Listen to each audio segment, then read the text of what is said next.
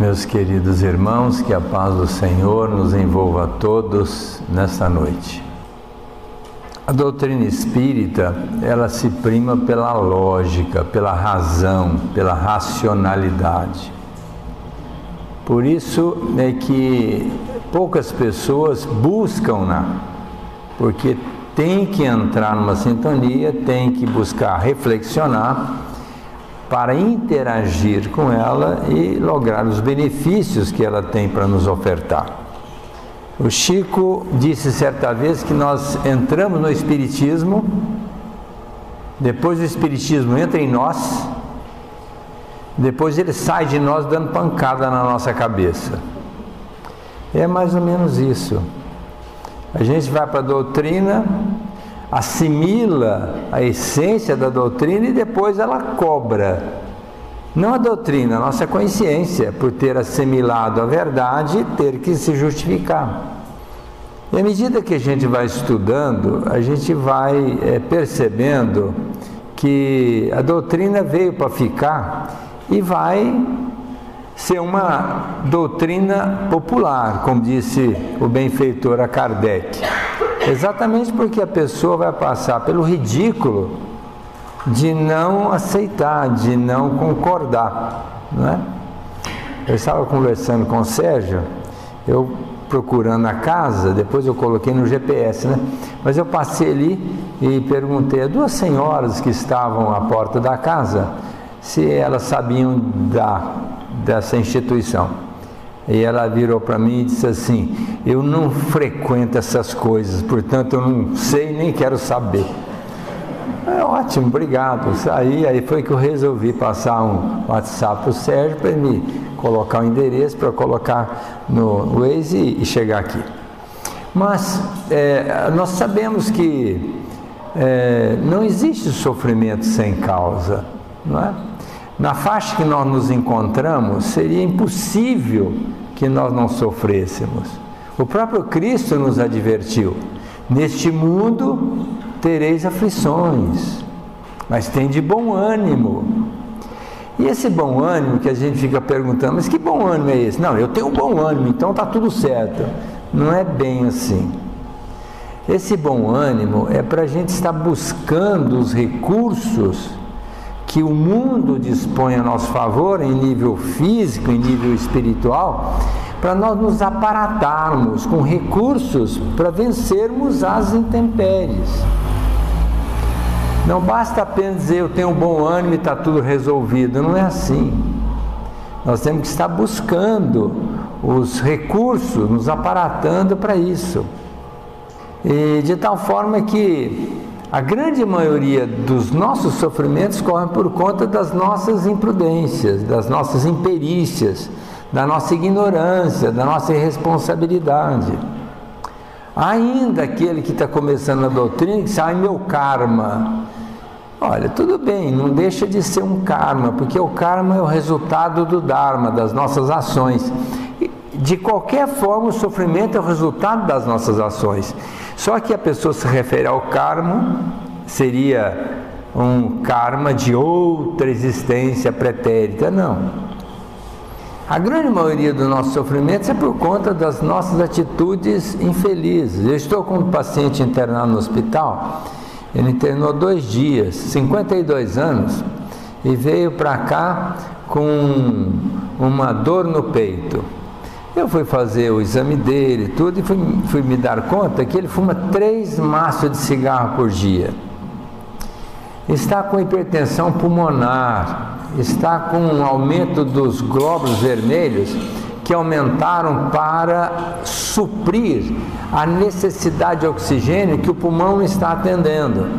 Então o organismo tenta suprir aumentando os glóbulos vermelhos, e isso gera o que vulgarmente se diz sangue grosso, e por conta disso vai fazer um AVC, vai fazer uma trombose profunda, e acaba às vezes um infarto e desencarnando muito cedo. E ele foi piorando, e agora está no CTI entubado o paciente. E a família muito apreensiva com ele. Eu falei: olha, Se ele não parar de fumar, não há um médico no mundo que vai lhe restituir a saúde. Então eu fico pensando, as pessoas querem não ter sofrimento, mas também não querem trabalhar-se. Lá no final do Livro dos Espíritos, o Kardec faz uma pergunta meio na negativa. Jamais o bem será implantado na Terra? Quer dizer, esse jamais significa nunca, né? Aí o benfeitor, não, vai sim, mas quando? Quando o homem alijar, tirar do seu espírito as impurezas. Porque nós somos criados puros por Deus, puros. Na nossa simplicidade, na nossa ignorância, mas não tínhamos nenhum comprometimento. Uma centelha divina dentro de nós, um chipzinho dentro de nós, que nos coloca na condição de semelhantes a Deus. Está lá. Se a gente for estudar os anais da nossa história, está lá. Nós somos criados à semelhança de Deus e somos semelhantes a Deus. Tanto é que Jesus disse: sede, no imperativo, perfeitos, como perfeito é nosso Pai. Então esse desiderato já está estandardizado. Nós vamos ser perfeitos. Mas quando? Depende de cada um. Cada um vai fazer o seu périplo, a sua caminhada. Vai se trabalhar, vai se policiar. O próprio Sócrates disse assim: conhece-te a ti mesmo, que é a maneira da gente, maneira mais prática, da gente evitar os erros e buscar os acertos.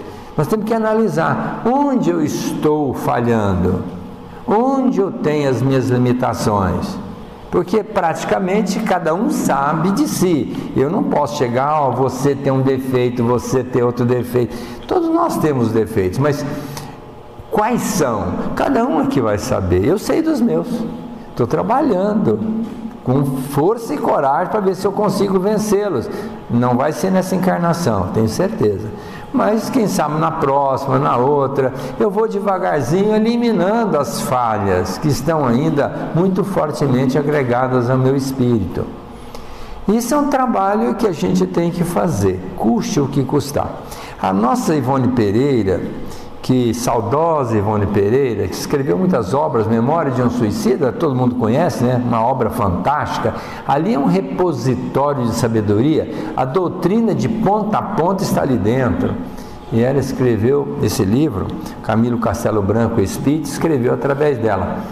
Mas ela escreveu muitas outras obras, Devassando o Invisível, Nas Telas do Infinito, Ressurreição em Vida, Devassando o Invisível, Drama da Obsessão, muitas obras lindíssimas e em desdobramento. Ela saía do corpo, o Espírito mostrava para ela, não são obras psicografadas. Depois ela escrevia com seu próprio punho aquela obra. Era uma médium maravilhosa. E ela teve a audácia, ao mesmo tempo a humildade, de falar dela mesmo nas suas elucubrações mentais danosas, infelizes. E ela fala que em 1928, ela teve uma altercação, uma ligeira intriga com a mãe. Imagino eu, pela história que ela conta, que ela estava reclamando, e a mãe a chamou a atenção. Olha, minha filha, mas como você reclamar? Você é espírita, você está em contato com os espíritos, você já tem um nível de entendimento, você está reclamando. Ah, mãe, e acabaram por entrar ali numa contenda. Mas quando ela escreveu o livro, a coisa era tão insignificante, tão superficial, que ela nem lembrava a razão da reclamação dela e da briga com a mãe, mas ela sabia que tinha brigado com a mãe por alguma coisa que ela tinha falado e blasfemado, e a mãe não gostou, falou com ela e ela se infelicitou por aquilo e acabou se degladiando com a mãe. Mas nesse momento que ela escreve o livro, ela fala que bateu aquele arrependimentozinho, né? Porque mexer com mãe é complicado, né? Com pai é menos, mas com mãe é muito complicado.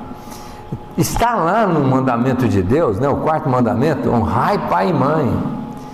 O que seria esse honrar pai e mãe? Seria exatamente concordar com os pais. Se alguma coisa estiver em desacordo, primeiro vai conversar para se esclarecer, porque na grande maioria os pais têm razão. Mas o filho se acha dono da verdade e já quer ensinar os pais, já quer achar que é dono da verdade, e aí mora o perigo, né? E além disso vem as outras complicações. E esse mandamento é um mandamento que pouca gente atende. Mas ela depois bateu o sentimento de culpa, porque vem, né? Brigar com a mãe é complicado. Mais cedo ou mais tarde ele vai se dar conta que não tem espaço para isso. E ela foi para o quarto dela e ficou olhando a janela. O peitoril da janela dava para o Instituto de Gamon. Ela morava à época em Lavras, Minas Gerais. E tinha um instituto à frente da casa, que até hoje existe, por sinal um excelente instituto agronômico, forma todo ano uma série de agrônomos e que estão trabalhando no nosso país.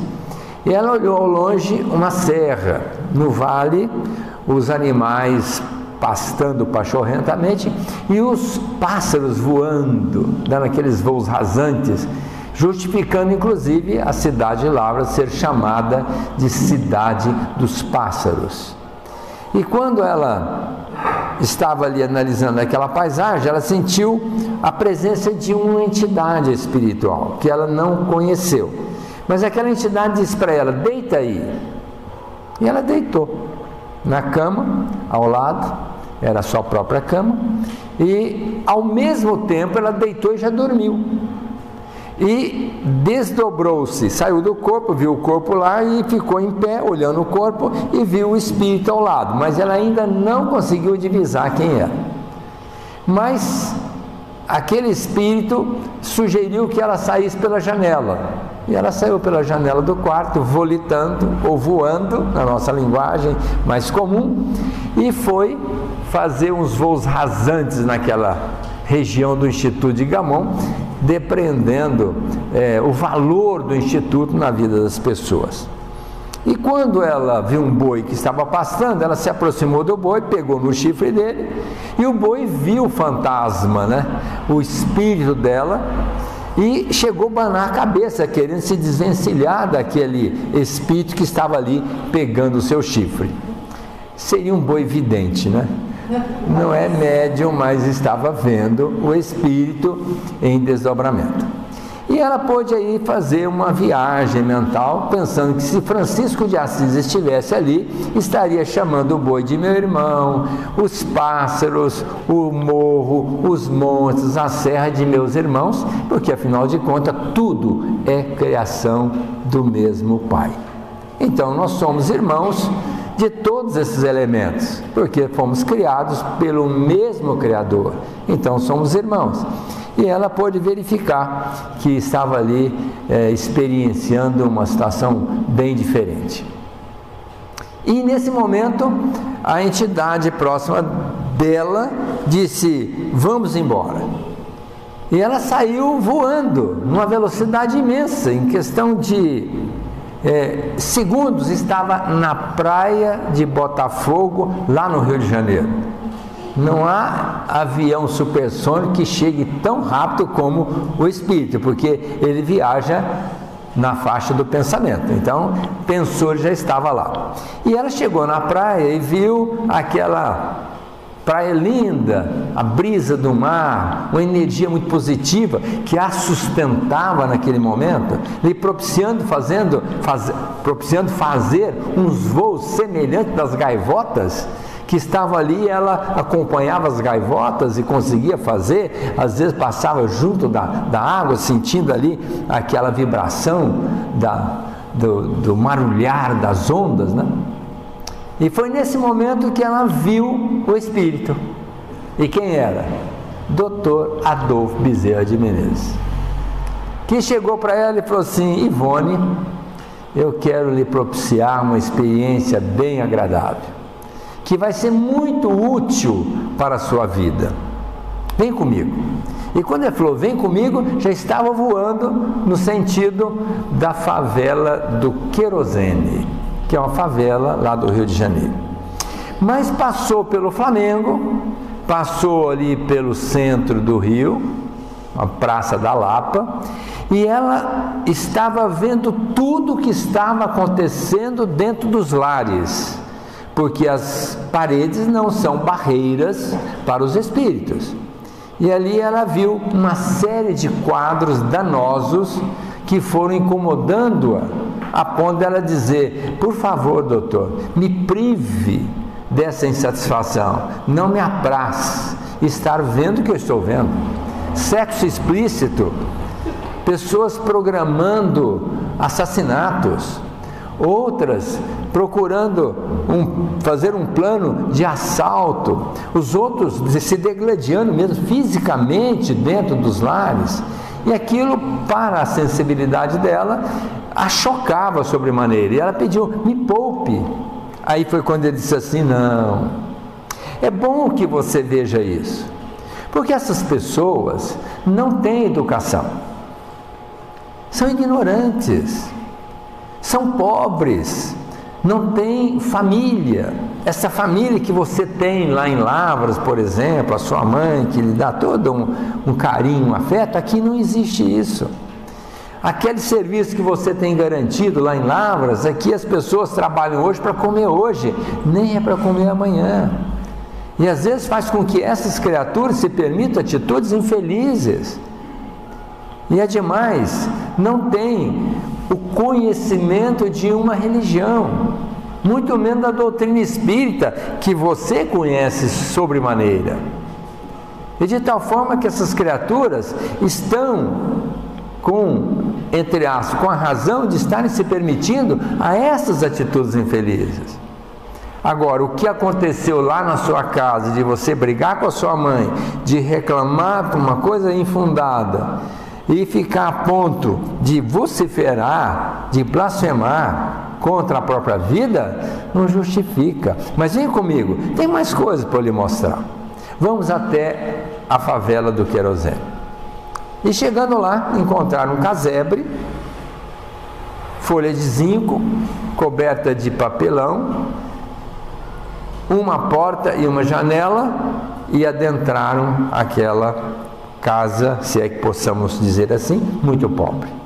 Chegando lá, estava uma moça de mais de 20 anos, deitada numa folha de zinco, da mesma forma forrada de um papelão, e duas meninas, uma de 10 e outra de 8 anos ao lado, e ela se esvaindo em sangue, uma hemoptise, estava escarrando sangue, e aquilo fez com que a dona Ivone ficasse chocada. Meu Deus, o que está acontecendo? O que nós podemos fazer?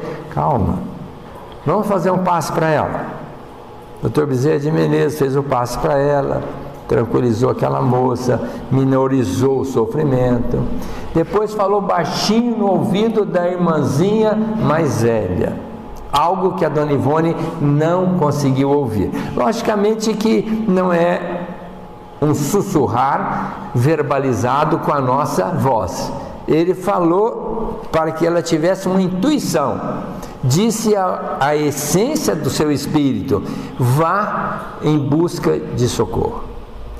E a menininha pegou a mão da outra e desceram morro abaixo, e tempos depois, logicamente não foi logo de imediato, vieram com uma irmã de caridade, uma freira, que viu aquele quadro e se penalizou, teve compaixão, e providenciou a remoção daquela jovem, que estava ali se esvaindo em sangue, para um hospital apropriado, levou as duas crianças para uma casa de repouso, uma casa onde custodiava criaturas abandonadas, e de tal forma que o Dr. Bezerra de Menezes disse: agora nós podemos ir, o nosso trabalho está encerrado. Essa jovem vai desencarnar logo em seguida, e as meninas vão ser amparadas com dignidade, então nós podemos ir. Mas a dona Ivone ficou surpresa com aquele quadro. Mas por que razão essa moça desencarnar dessa forma, e essas meninas agora ficarem privadas do convívio da irmã bem mais velha, que ficou talvez como mãe? Não, eu vou lhe contar a história para que você entenda melhor. Dr. Bezerra dizendo a dona Ivone: essa jovem, ela era enfermeira muito dedicada, extremamente dedicada, a ponto dela ser contratada para cuidar de uma senhora em idade provecta que estava com tuberculose. Mas a dedicação dela foi tão esmerada, era tão solícita, que acabou com tuberculose também. E nesse momento, a família, percebendo que ela estava tuberculosa, a dispensou sumariamente, sem nem um pouco se preocupar em propiciar um tratamento para ela. Ela saiu dali, deixou o trabalho que ela estava fazendo como enfermeira, assistindo diretamente aquela senhora, e agora tinha que ganhar o pão, porque as duas menininhas precisavam comer e ela também. Então ela começou a lavar roupa e passar roupa da vizinhança. Mas quando os vizinhos perceberam que ela estava com tuberculose, num estado avançado, tiraram a roupa das mãos daquela jovem. E aí ela começou a mendicar, descia o morro, ia para as esquinas pedir ajuda para atender aquelas menininhas, até o momento que ela não aguentou mais. E aí as menininhas faziam esse trabalho, a irmã mais velha ficava lá deitada e elas iam pedir ajuda para trazer comida para dentro de casa. E a dona Ivone, sensibilizada mais ainda, perguntou: mas por que razão? Se ela, uma moça, desde cedo, trabalhando como enfermeira, ficou órfã de pai e mãe, custodiou essas duas crianças como filhas, e agora tem uma morte tão trágica, no anonimato, na mendicância, numa situação muito complicada. Não fora essa irmã de caridade, não teria nenhuma morte digna, morreria aqui mesmo, e sabe lá o que iriam fazer com ela. Aí o Dr. Bezerra disse assim: bom, para que você não fique chocada com a situação, eu diria que é misericórdia divina agindo a favor dessa jovem. Mas como, Senhor? Uma situação dessa? Pois então, eu vou lhe contar a história dessa jovem. Nos tempos de Dom Pedro II, aqui no Rio de Janeiro, ela morava no bairro de São Cristóvão com a sua mãe e 5 irmãozinhos menores. A mãe ficou viúva e as crianças órfãs. E ela, Palmira, mãe Dolores, trabalhavam, eram exímias costureiras para atender as necessidades daquela casa, que sem dúvida nenhuma é uma casa muito pobre, num bairro muito pobre, afastado da cidade, do centro da cidade do Rio de Janeiro. Mas pela eficácia do trabalho delas, elas tinham sempre alguma coisa para fazer. Mas Palmira era uma jovem de cerca de 18 anos, muito bonita, muito bem apessoada, e a mãe, sempre trabalhando, contando com a ajuda da Palmira, iam até tarde da noite. E foi quando, um certo dia, Palmirinha disse: mãe, eu não aguento mais essa vida, não aguento mais. A senhora deveria arrumar um marido que pudesse ajudar a senhora. Eu também poderia arrumar um marido, mas essa vida, ficar aqui costurando, muitas das vezes não temos nem o que dar para nossas crianças, chorando de fome, tem que colocar farinha na água, para que elas pelo menos não durmam com o estômago vazio. Isso não é vida, mãe. Minha filha, confie em Deus. Deus é Pai, Deus é amor. Não vai nos faltar o essencial para a gente sobreviver. Que Deus, mãe? Como Deus? Se Deus existe, não poderia ser conivente, se é que esse Deus que o senhor está falando, que é Pai, que é de amor, conivente com a miséria dessa que nós vivemos. Olha, as crianças inocentes, passando fome. Esse Deus não pode existir, mãe. Minha filha, não fale isso, por favor. Deus é Pai, Deus existe, tenha fé. Um dia você vai entender isso. Mãe, não aguento mais essa vida. O que eu mais quero é sair dessa vida. A mãe teve uma ideia. Vamos até a casa da dona fulana, onde nós somos contratadas para costurar. Já temos a metade da costura feita. Vamos levar até lá, e ela vai fazer um adiantamento, e com esse adiantamento dá para a gente comprar as coisas, vem passar um tempo aqui, bem atendidas. Vamos até lá. e lá foram para a casa da senhora. Chegaram lá, bateram a porta, a senhora saiu, disse: olha, nós viemos trazer metade da costura, que está pronta, até quero mostrar para a senhora. Nossa, que lindo, coisa e tal. Pois então, nós temos 5 crianças lá embaixo na nossa casa, que estão passando fome, a senhora poderia fazer um adiantamento, e logo em seguida nós vamos trazer o resto da costura, a senhora acerta o resto. Olha, eu quero dizer a vocês que eu não tenho por costume fazer pagamento adiantado. Mas a senhora não entendeu. Nós temos umas crianças lá que estão com fome, temos dificuldade para atender as necessidades da nossa casa. A senhora não gostou da costura? Sim, linda, perfeita. Pois então, faça um adiantamento para nós. Vocês é que não entenderam o que eu estou falando. Eu não tenho por costume fazer adiantamento. Trate de trabalhar com mais rapidez, traga a costura toda e eu acerto no final. Saíram, foram embora.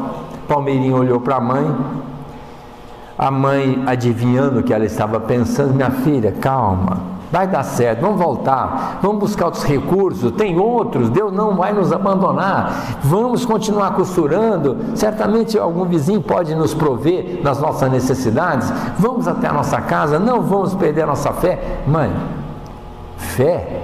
Como fé? Olha o que essa mulher falou, riquíssima, maldade. Se Deus existisse, teria dito para ela: dá o dinheiro para elas. Mas ele não falou, não fez nada. Olha que nós escutamos, vamos voltar para casa. Eu estou indignada, mãe. Minha filha, calma, vamos voltar para a costura. Terminaram o trabalho, levaram lá, receberam regiamente e a vida segue. Até que um certo dia alguém chegou na casa delas e disse assim: olha, nós temos um casamento e nós gostaríamos que vocês fizessem as roupas das pessoas da família, que nós sabemos que vocês são exímias costureiras.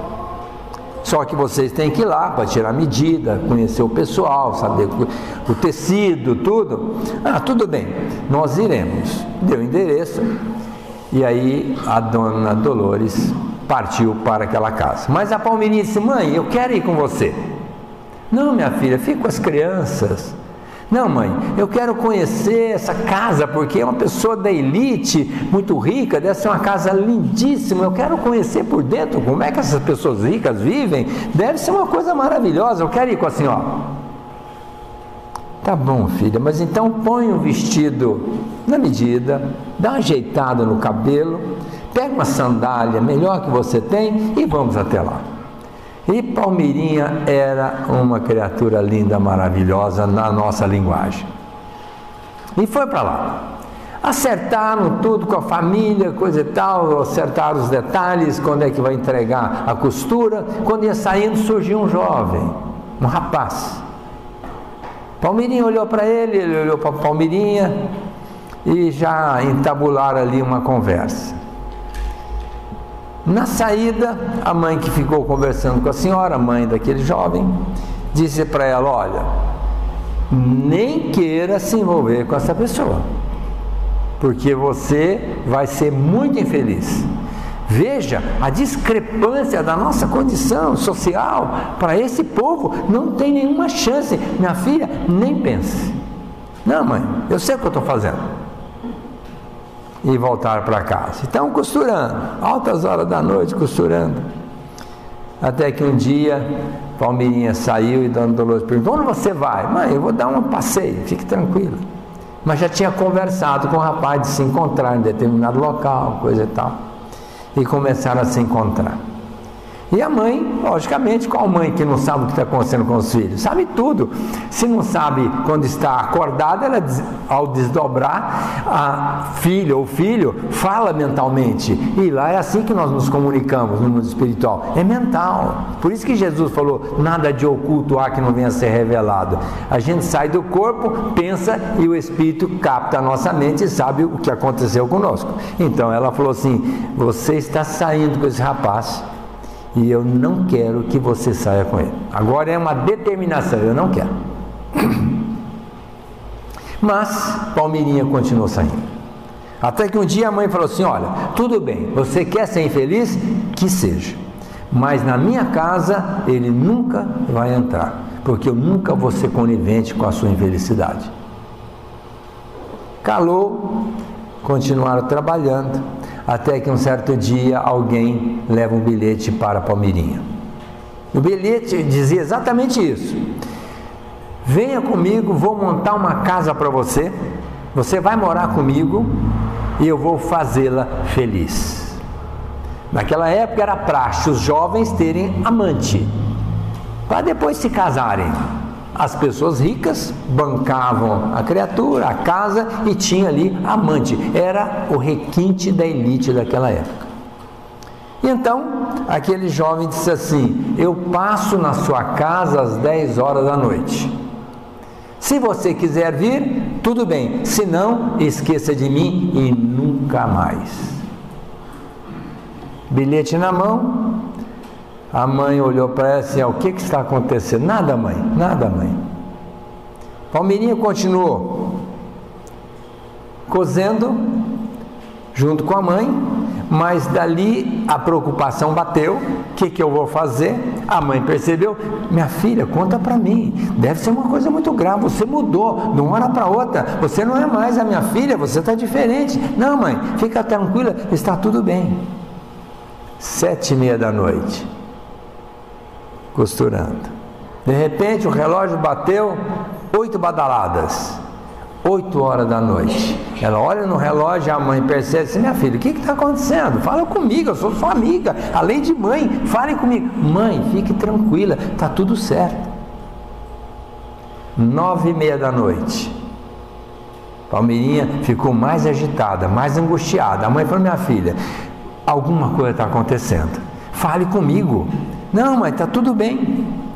10 horas da noite, ela sai na janela da casa, está a carruagem puxada pelos animais, porque naquela época ainda não tinha um carro como o nosso. Então era carruagem e muito chique, puxado por animais adredemente preparados. E ela foi no quarto, pegou uma trouxa que ela já tinha esquematizado, saiu correndo e entrou na carruagem. Dona Dolores gritou: Palmirinha, Palmirinha, volte! Mas ela não voltou. A mãe ficou a noite inteira na porta da casa esperando a Palmirinha voltar. Não voltou no amanhecer, ficou até o entardecer do outro dia e Palmirinha não voltou. Dias depois recebe um bilhete: mãe, estou lhe mandando 100 contos de réis que meu namorado mandou para a senhora, para atender as nossas crianças, mas na sua casa eu não volto nunca mais. Dona Dolores disse que nem a morte do marido, nem outra situação foi tão grave na sua vida como aquele bilhete, daquela maneira tão lacônica, dizendo de uma maneira tão fria: nunca mais eu volto na sua casa. Palmirinha continua a vida com o jovem. Depois de algum tempo não se entendeu com ele, separaram. Ela buscou outro, não se entendeu, separaram e acabou sendo uma meretriz. Montou uma casa, um bordel, aliciou muitas jovens para aquela casa onde os homens da corte de Dom Pedro, da elite do Rio de Janeiro, frequentavam a sua casa. E por conta da sua beleza e das jovens que ela aliciou, ela começou a se enriquecer. E ficava numa situação muito privilegiada, passeando na praia de Copacabana, numa carruagem que dava inveja a muita gente. Inveja às mulheres que sabiam que seus maridos frequentavam aquela casa. Inveja para as crianças que viam aquelas guloseimas colocadas na boca dos cachorrinhos quando eles estavam sedentos e com muita fome. Mas ela passava como se fosse a dona da praia de Copacabana. Mas o tempo cobra, o tempo cobra. E ela foi percebendo que as rugas começaram a aparecer, as primeiras mechas brancas, mostrando que ela já estava escanecida.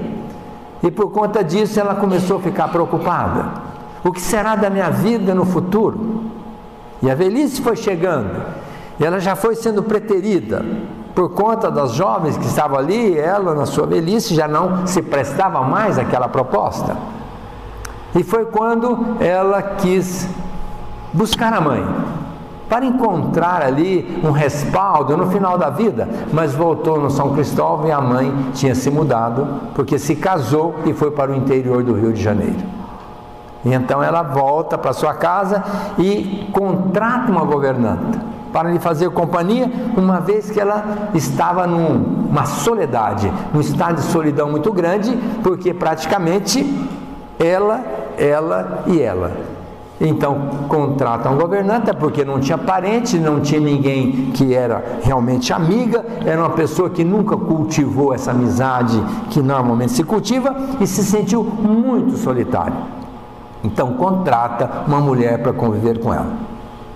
E conviveu até o final da vida. E no final da vida, querendo minimizar a sua consciência, deixou um testamento, onde ela colocava que a metade da fortuna dela seria legada às viúvas e a outra metade seria entregue àquela governanta que ficou com ela até o final da vida dela.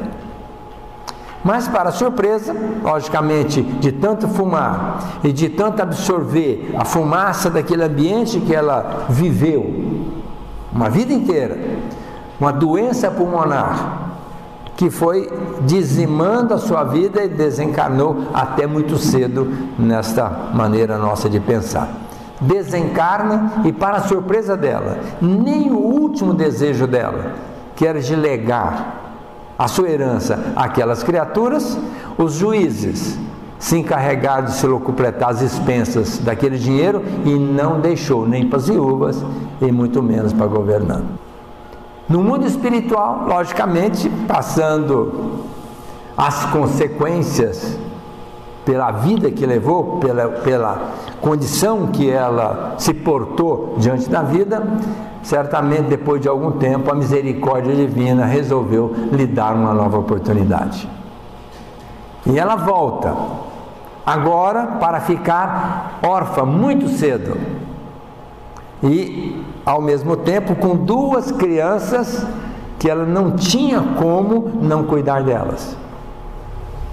E não tendo mais ninguém na vida, resolveu trabalhar. E no final acaba com a história que eu já falei, como tuberculosa, desencarnando naquela situação, embora ainda, por conta dela ter feito alguma coisa de bom nessa última existência como enfermeira, a misericórdia divina resolveu assisti-la, para que ela tivesse pelo menos um desencarne digno e não ficasse com a preocupação de ter deixado duas crianças órfãs, porque aquelas crianças foram bem assistidas. Talvez a gente fique pensando, meu Deus, mas uma história tão mirabolante. Eu digo que não, é a nossa história. Essa é a nossa história. Porque hoje, todos nós tivemos problemas, entre aspas, na vida. Se não os temos até hoje. Acredito que nós estamos sempre enfrentando os desafios, porque é com eles que nós vamos crescer, progredir, melhorar e vamos sanar as arestas da nossa alma. E estas falências vêm por conta de atitudes infelizes dessa atual existência, como foi o caso da Palmira. Ela começou a sofrer as consequências naquela mesma existência, ausente do lar, ausente do convívio dos irmãos, ausente do convívio da mãe, sozinha enfrentando um mundo adverso, sendo usada pelos homens que certamente não queriam nada de sentimento mais aprofundado com ela, tanto é que ela morreu solteira, sem se casar. Depois doente por conta do cigarro que ela fumava em mancheias, a fumaça que aspirava daquele ambiente, e na solidão, terminando uma vida nas mãos de uma pessoa que foi contratada para auxiliá-la. Nem aquele afeto, aquele carinho mais aproximado não tinha. Para desencarnar de uma maneira brutal, que era a falta de ar, que foi imposta por conta da doença pulmonar obstrutiva crônica que ela adquiriu pelo cigarro. Sem levar em conta que a sua dívida para consigo mesma estava adiada para uma nova existência, porque a gente acha que Deus cobra, que Deus vinga, que Deus castiga. Deus não cobra, nem vinga, nem castiga. E nós não vamos sentar no banco dos réus no mundo espiritual, jamais. A espiritualidade não se presta a isso. Vão nos levar a uma análise da nossa vida, o que nós fizemos e o que nós devemos fazer para ficarmos quites com a nossa própria consciência. Porque diante da lei dos homens, nós podemos fazer tudo e mais alguma coisa e nem sermos descobertos nas nossas atitudes infelizes. Mas para o mundo espiritual, existe lá um departamento das atividades do serviço do Pai, segundo André Luiz, que anota todas as nossas atitudes, todos os nossos comportamentos, inclusive mentais, verbais e de atitudes. Então nós somos responsáveis por tudo que nós fizermos. Se nós quisermos ter uma vida melhor, nós temos que buscar recursos que estão dispostos pela misericórdia divina a nosso favor, porque nunca falta a assistência do mundo espiritual para a criatura mais comprometida com a lei, e jamais faltaria para nós esta misericórdia divina. A reencarnação eu considero a maior terapia divina que existe, assomado o esquecimento. Porque se nós lembrássemos o que nós fomos lá atrás, nós não teríamos a coragem de estarmos aqui à frente um do outro. A vergonha seria muito grande. E a pessoa, ao divisar o que nós fizemos, iria certamente nos tratar com profundo descaso e às vezes até com agressão. Então, como nós não sabemos o que nós fomos, até achamos que prestamos. E aí nós vamos nos trabalhar com esse esquecimento para que sejamos alguém no futuro, porque esse é o programa divino. E quando nós temos lá em Mateus, capítulo 5, uma colocação de Jesus: bem-aventurados os puros, porque eles verão a Deus. Tem muita gente que acha que vai desencarnar e vai ver Deus. Vai, mas não agora. Porque nós não somos espíritos puros. Basta analisar que orgulho, vaidade, egoísmo, presunção, prepotência e uma série de outras vicissitudes fazem parte da nossa vida. Nós não alijamos ainda esses elementos nocivos e vamos desencarnar ainda algumas vezes até que cheguemos à perfeição, à pureza, para estarmos à frente de Deus. E o Kardec pergunta: mas vai chegar um dia que nós vamos estar à frente de Deus? Sim, lógico. Quando? Quando estiverem na condição de espíritos puros.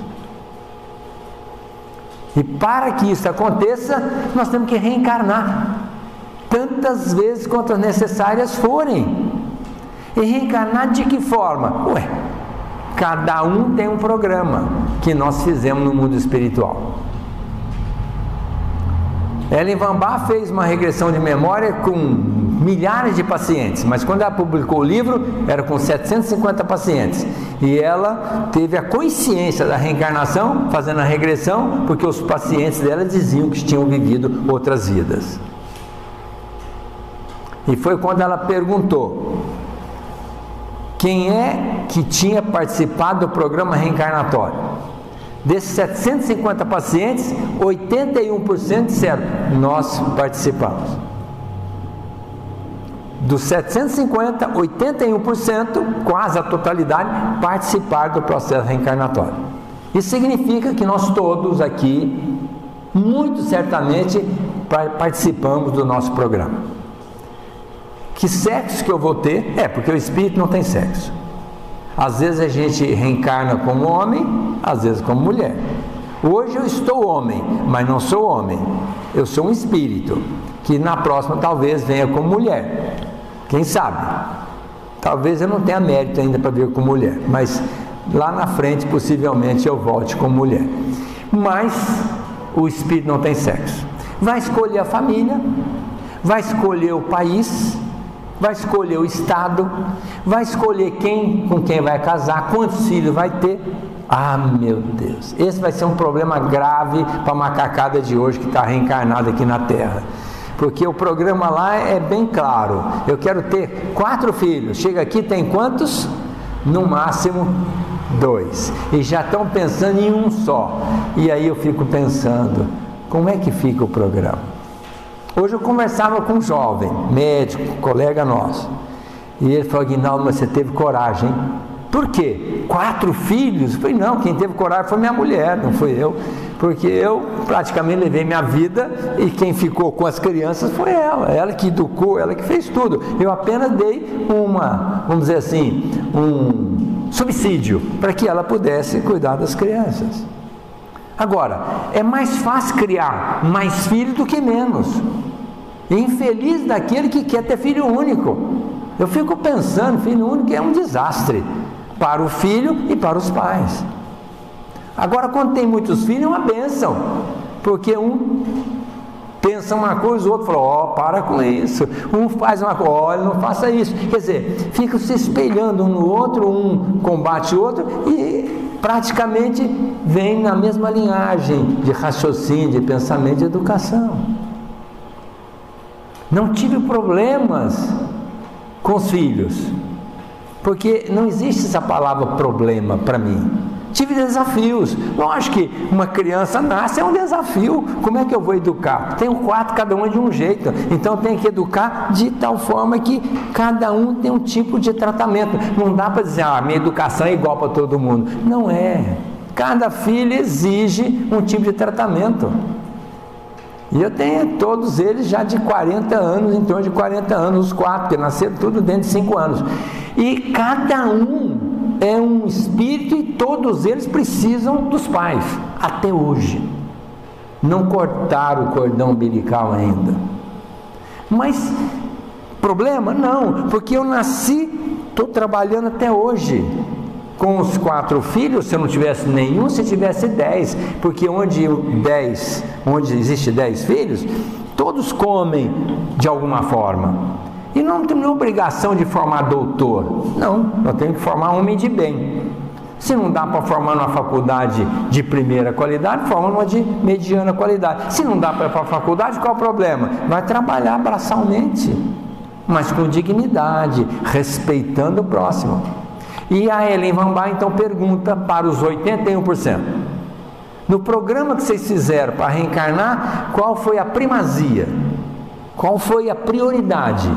E 90% deles responderam a mesma coisa: aprender a relacionar. Então nós todos estamos aqui hoje para aprender a relacionar. Relacionar com o cavalo, com o periquito, com o papagaio, com o cachorro, com o funcionário, com o patrão, com a família, com todo mundo. Jesus não colocou isso? Fazer o outro o que gostarias que o outro vos fizesse? A proposta de Jesus é clara: amar a Deus, o próximo como a si mesmo. E nós ficamos ainda na ignorância, reclamando, blasfemando e colocando culpa nos outros, como se o outro fosse culpado da nossa desdita. Jamais. Não existe injustiça divina. Deus não permite que a gente sofra pelo outro. Não. Se nós estamos sofrendo é porque nós temos que passar por aquela experiência. O espírito danificado lesa a matéria tem que ser expurgada para que aquele espírito sane as suas falhas. Então, o sofrimento é inerente à nossa condição evolutiva.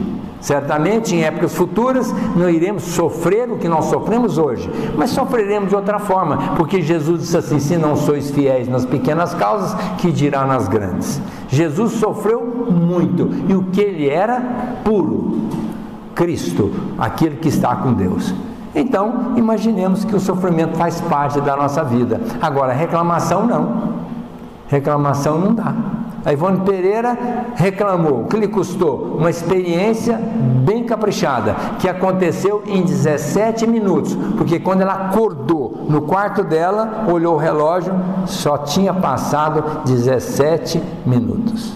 E nesses 17 minutos, o Dr. Bezerra levou-a ao Rio de Janeiro, mostrou tudo, fizeram tudo, e ela volta lá para se dar conta que não tinha espaço para reclamar.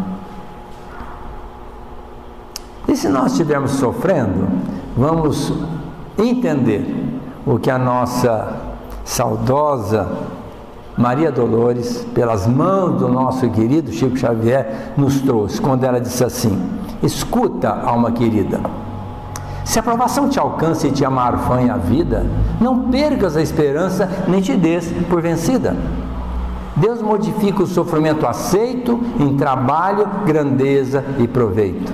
Em tudo aquilo que admiras, do chão que gera erva ao céu que infunde a paz, em qualquer tempo, em tudo encontrarás semelhante lição na estrada que respiras. No solo arroteado a golpes de tratores, o chão se converte num tocado de flores. Da rocha perfurada, a fonte se descerra, trazendo a riqueza, inebriando toda a terra. A semente deitada na cova estranha e escura, renasce do abandono em beleza e verdura. A árvore que na poda é humilhada e desfeita, traz abastança na hora da colheita. O minério, exposto a um calor gigante, em profundo embaraço, está sempre presente na mais bela estrutura de aço. A madeira que o serrote alinha, morde e apara, está na construção como uma peça nobre e cara. A pérola de grande valor e brilho evanescente é a riqueza que surge de uma ostra doente. O pão, esse divino legado, vem à nossa mesa através do trigo amassado. A água que submete aos caprichos da usina gera calor, energia e ilumina. É assim, pois, alma querida e boa, na senda do dia a dia, na dor da nossa evolução, a dor que nos fere e avalia é um tesouro dos céus e um presente de Deus. Muita paz.